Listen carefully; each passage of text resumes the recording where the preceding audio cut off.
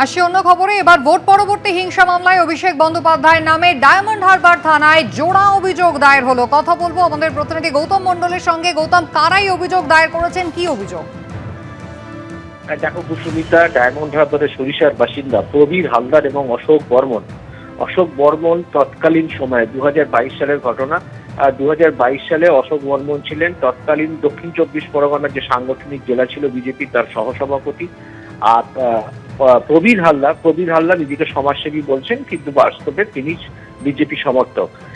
অশোক বর্মনের যেটা অভিযোগ, যে 2022 সালে ভোট পরবর্তী সময়ে তার যে ব্যবসা ছিল, মাছের আড়ত ছিল, এবং তার বাড়িতে হামলা চালানো হয় এবং তাকে মারধর করা হয় এবং তার গুদাম এবং মাছের আড়তে হামলা চালিয়ে ভাঙচুর করা হয়। সেই সময় তিনি থানাতে এসেছিলেন অভিযোগ জানাতে, কিন্তু তার অভিযোগ নেওয়া হয়নি। অপরদিকে প্রবীর হালদার, তার যেটা অভিযোগ, যে তিনি 2022 সালে করোনার সময় তিনি ত্রাণ দিচ্ছিলেন এলাকার সাধারণ মানুষের মধ্যে, কিন্তু সেই ত্রাণ বন্টনে তাকে বাধা দেওয়া হয়। স্থানীয় তৃণমূল নেতৃত্ব তাকে বাধা দেয় এবং তাকে বলা হয় যে ত্রাণ দিতে গেলে তাদের মাধ্যমেই দিতে হবে। এই দুই ব্যক্তি গতকাল, এই প্রবীর হালদার এবং অশোক বর্মন, গতকাল ডায়মন্ড হারবার থানায় পৃথক দুটি অভিযোগ দায়ের করেছেন। সেই অভিযোগপত্রে নাম রয়েছে অভিষেক বন্দ্যোপাধ্যায়, ডায়মন্ড হারবারের সাংসদ, এবং তার আত্মসহায়ক সুমিত রায় সহ ব্লক নেতৃত্বের। তাদের সঙ্গে ছিলেন বিজেপি নেতা অভিজিৎ দাস প্রভৃতি।